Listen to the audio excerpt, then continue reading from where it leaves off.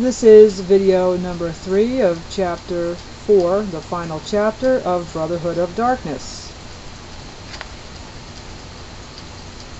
He justified the carnage that followed because he was convinced that nations must honor their treaties, if there was ever to be world peace through world law. He wrote, "The secret treaties were placed at my disposal by Colonel House and the English authorities. They furnished astounding revelations. Our allies, like Germany, scrapped treaties, not with traditional enemies, but solemn agreements with friends and with each other. The documents showed that England and France had pleaded with the king of the Hejaz to throw the Arab forces in with the Allied cause and drive the Turks from Arabia. The Arabs were promised their freedom in exchange.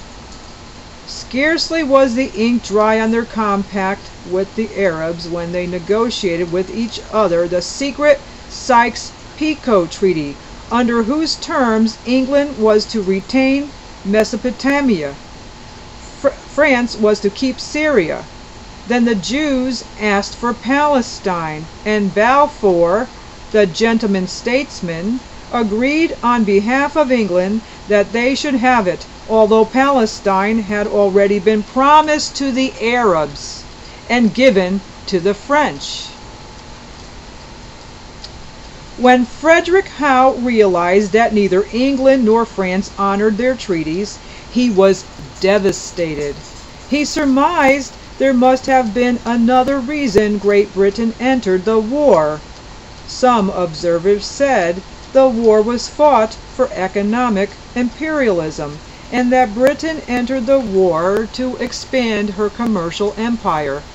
When Frederick Howe met Lord Milner's men, he learned the real reason for the conflict.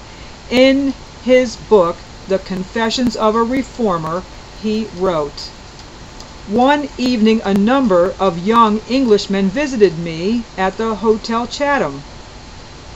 They were Oxford and Cambridge men, brilliant, friendly, amiable. A few days later I was invited to breakfast with them. Arriving, I found that I was at the house of Lloyd George, that Philip Kerr, my host, was Lloyd George's secretary. He and his associates, Lionel Curtis, Arnold Toynbee, and others, were known as Lord Milner's men. They were editors of the periodical known as the Round Table, and had organized an imperial conference in each of the British colonies. It astounded me to find that they scarcely knew the meaning of the words economic imperialism. Imperialism was not economic, it was a white man's burden, a sacred trust undertaken for the well-being of peoples unfitted for self-government. The war was in no way related to the conflict of financial interests. This imperialism, which was not imperialism, must be carried to the end. It must be carried by Anglo-Saxons, and England was no longer able to carry it alone. She had lost much of her best blood in the trenches. Oxford and Cambridge had been depleted of a generation of talent. The only country which could be trusted to share the white man's burden was America. America must help. She must carry it. Why was World War I fought? Because of imperialism that was not imperialism, because of the white man's burden, a sacred trust undertaken to provide for the well-being of peoples unfitted for self-government. World War I was fought to bring all nations under the control of a world authority. When the conflict finally ended, Great Britain was bankrupt, and Lord Milner's men asked Frederick Howe to arrange a meeting with the American delegation to determine if they were willing to assume the leadership of their program. Colonel House led the American delegation, and he and his associates readily agreed to the British offer. Subsequently, Royal Institutes of International Affairs were established in 5 Commonwealth nations, and the Council on Foreign Relations was organized in the United States. When it became obvious that the League of Nations was destined to fail, the newly formed Anglo-American establishment began financing the Nazis, which led to World War II. Number 7.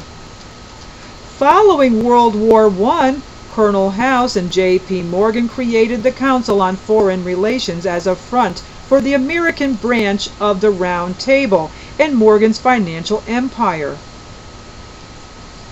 Admiral Chester Ward belonged to the CFR for 16 years, and in his book, Kissinger on the Couch, he warned that a small group that controlled the organization sought disarmament and submergence of U.S. sovereignty and national independence into an all-powerful one world government.